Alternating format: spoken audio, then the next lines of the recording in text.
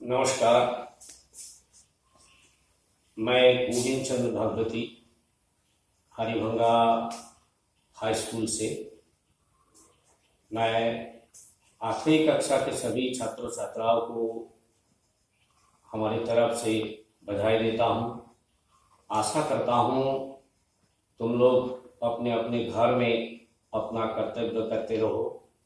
आज हम 8वीं कक्षा के एक कविता पर चर्चा करूँगा और आशा करता हूँ तुम लोग इसे ध्यान से सुने और इसका अर्थ सुने और इससे जितने नीचे दिए गए अभ्यास माला में दिए गए प्रश्नों को करने की कोशिश करें। तो ठीक है, हम चलते हैं। आज हम 8वीं कक्षा के हिंदी पाठ्य पुस्तक नाम है पल्लव भाग 3 और आज हम चर्चा करेंगे पाठ क्रमांक 7 की। ये कविता है, बहुत बढ़िया कविता है। कविता की शीर्षक पहली बूंद। कवि गोपाल कृष्ण कौल जी। गोपाल कृष्ण कौल जी एक प्रकृति प्रेमी कवि थे। मैं पहले तुम लोगों को इस कविता, बहुत सुंदर रसीली कविता सुनाऊंगा। इस कविता में सार स्तंभ है, मैं पहले पठन करूंगा। कविता की शीर्षक बूंद। कवि गोपाल कृष्ण कौल। वह पावस का प्रथम दिवस जब पहली बूंद धरा पड़ाई, अंकुर फूट पड़ा धरती से नवजीवन को ले अंगड़ाई। धरती के सूखे अधरों पर गिरी बूंद अमृत सी आकर, वसुंधरा की रमावली सी हरी दूबू पुल की मुस्कुराई। पहली बूंद धरा पड़ाई। आसमान में उड़ता सागर लगा बिजलियों के सरनीम पर, बजा नगारे जगा रहे हैं बादल धरती की तरुणाई। पहली बूंद धरती पर आई। नीले नयनों सा यह अंबर, काली पुतली से ये जलधर, करुणा विगलित अश्रु बहाकर धरती की चीरे प्यास बुझाई। बूढ़ी धरती शस्य श्यामला बनने को फिर से ललचाई। पहली बूंद धरती पर आई। पहली बूंद धरा पर आई। तो हम पहले इस कविता के सार स्तंभ सरलार्थ के रूप में तुम लोगों को समझाना चाहूंगा। यहां कवि जी ने अपनी भावों से यह बताया, वह पावस का प्रथम दिवस। पावस का मतलब वर्षा ऋतु। असमिया में, हमारे भारतवर्ष में 6 ऋतु चलते हैं, लेकिन पृथ्वी के दूसरी देशों में, सार पश्चिमी देशों में सार ऋतु होता है। हमारे ये 6 ऋतु ग्रीष्म, वर्षा, असमिया में ग्रीष्म, वर्षा, शरद, हेमंत, शीत, बसंत, इस तरह 6 ऋतु है। ये वर्षा ऋतु 2 नंबर में है। पहले ग्रीष्म ऋतु में बहुत गर्मी होता है। इस गर्मी की समाप्ति के साथ साथ वर्षा ऋतु आ जाते हैं। ग्रीष्म में पूरे वसुंधरा मतलब पूरे पृथ्वी गर्मियों से थक जाते हैं और ऐसी स्थिति में जब पहला बूंद मतलब पहला, असमिया में जिसे हम तोपाल कहते हैं, बरसों के जो तो गिरते हैं, ये बूंद बूंद गिरते हैं। हम असमिया में हम जिसको तोपाल कहते हैं। तो ये पहला बूंद जब ऊपर से अंबर से गिरने लगते हैं, बादल से आते हैं, ये क्या होता है? पहली बूंद धरा पर आई, अंकुर फूट पड़ा धरती से, अंकुरित हो जाता है। अंकुर क्या है? नीचे से हम बीज बोते हैं मिट्टी में, बोए हुए बीज में जब पानी मिलेंगे, एक उपयुक्त परिवेश में आ जाएंगे, तो वहां से तृण निकलने लगता है, हरा रंग वाला ये जो निकलते हैं मिट्टी से, इसे हम अंकुर कहते हैं। तो ये अंकुरन होने लगता है पूरे पृथ्वी की, ये तोरु तृण सबका अंकुरित होने लगते हैं। तो अंकुर फूट पड़ा धरती से ये अंकुरित होने लगता है। नवजीवन को ले अंगड़ाई, नवजीवन, ये तो पूरे विश्व एक ही अवस्था में तो नहीं है, चलते आते हैं अपने के मुताबिक। तो ऐसी स्थिति में तो ये जो विषम अवस्था में प्रकृति की जो दयनीय स्थिति, इसे हटाकर वर्षा आने के साथ साथ प्रकृति हरा होने लगता है और ये एक नए जीवन का हम लोगों को सूचना देते हैं। तो ये नवजीवन को ले अंगड़ाई, अंगड़ाना मतलब हम जब बैठे रहते हैं और बैठे बैठे जब हम शरीर को थोड़ा हल्काने के लिए कोशिश करते हैं, मतलब एक अवस्था से दूसरी अवस्था नई रूप में आने के लिए जो क्रिया होता है, इसे अंगड़ाना कहते हैं। हम असमिया में इसे एंगांगी कहते हैं। तो इसी तरह तो नवजीवन को ले अंगड़ाई, एक नव जीवन, पृथ्वी की एक नई जीवन लेकर वर्षा आ गई, पहली बूंद जब धरती पर गिरती। तो दूसरा श्रवण, धरती के सूखे अधरों पर, अधर का मतलब ये है ओठ, असमिया में हम जिसे ओठ कहते हैं। हमारा ओठ कब सूख जाते हैं? जब प्यास लगते हैं।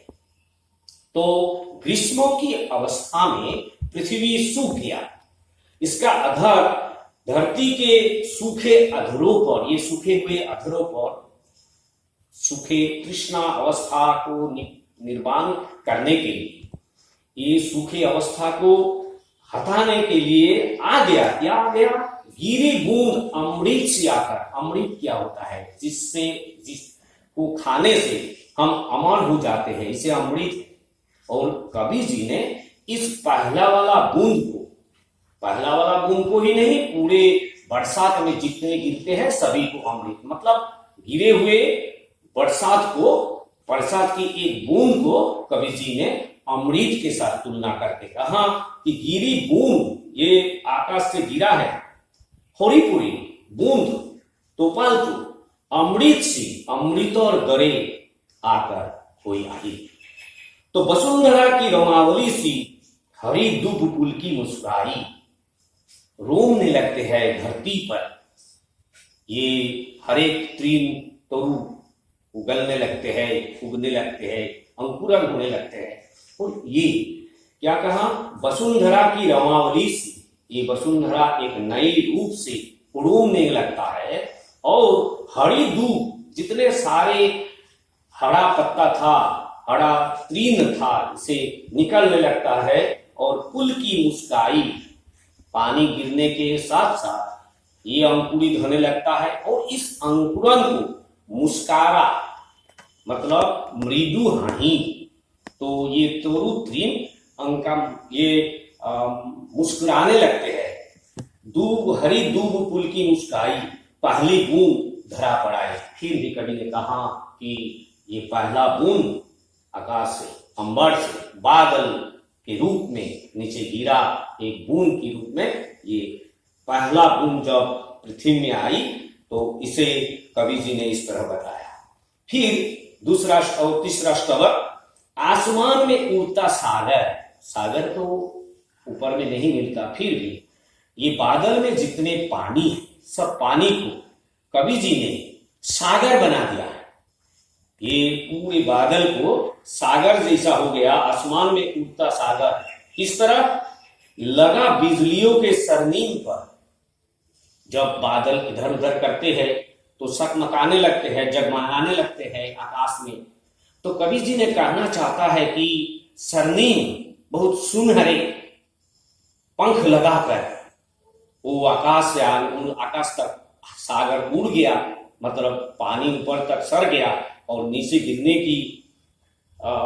की है, और बजा नगारे जगा रहे हैं। जब आकाश में बिजली, इधर बिजली चमकती है तब बहुत जोर जोर आवाज निकलता है। उस आवाज को कवि जी ने नगाड़े बता दिया है। हमारे भारतवर्ष में हर मंदिर में ऐसा समरे से बनाए हुए नगाड़े हैं।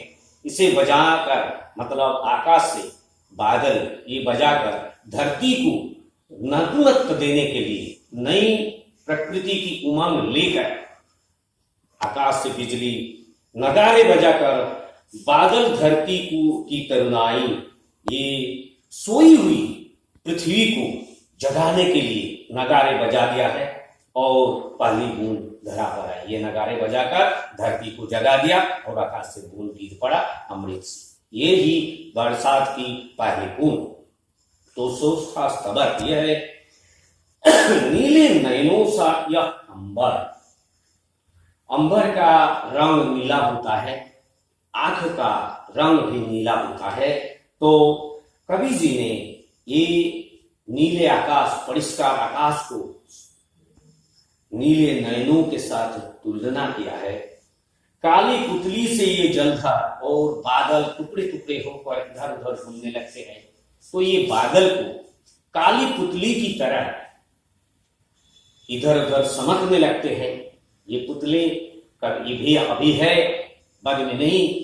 तो इस तरह पुतले जैसे उमंग रहे हैं आकाश में। और क्या हुआ है, बादल से करुणा विगलित अश्रु बहाकर, आकाश में ये बादल उठता है और अश्रु किस लिए, धरती के लिए, सूखे हुए धरती के लिए।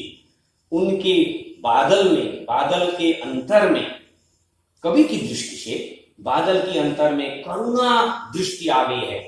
बादल ये जो पानी के जो बूंद पृथ्वी तक भेजेंगे, पृथ्वी पर गिरेंगे, ये जैसा करुणा के स्वरूप में, करुणा का मतलब क्या है, दूसरों को सहायता करना, दूसरों की दुख को अपने को समझना और उनकी दुख दूर करने के लिए जो प्रक्रिया हो, जो कार्य किया जाता है, इसे ही कहते हैं करुणा। ये करुणा विगलित अश्रु बहाकर, लगता है आकाश में उड़ते हुए बादल में करुणा आ गया है, उनके मन में दुख हुआ है और अश्रु के रूप में ये आकाश से पहला वर्षा की पहला बूंद बनाकर ये नीचे तक धरती के ऊपर फेंक रहे हैं। तो बूढ़ी धरती शिष्य संभाला, धरती की सिर प्यास बुझाई। ये जो करुणा विगलित हमारे पृथ्वी सूखे हुए पृथ्वी तृष्णा में है, उनकी तृष्णा दूर करने के लिए तो क्या हुआ, बादल धरती की सिर प्यास बुझाई, करुणा विगलित अश्रु बहाकर धरती की सिर प्यास बुझाई, बूढ़ी धरती शिष्य संभला बनने को फिर से ललचाई। और सूखी हुई धरती गिरी हुई बूंद से नई जीवन लाकर फिर एक बार नई होने की, मतलब सिर तरुण होने के लिए लगते हैं।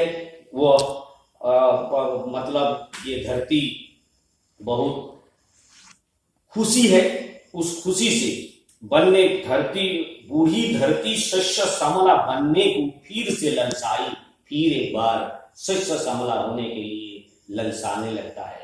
ललसा मतलब लोभ, उनके मन में लोभ पैदा हो गया है कि वे फिर भी एक बार शस्य श्यामला बने, नई रूप लाए।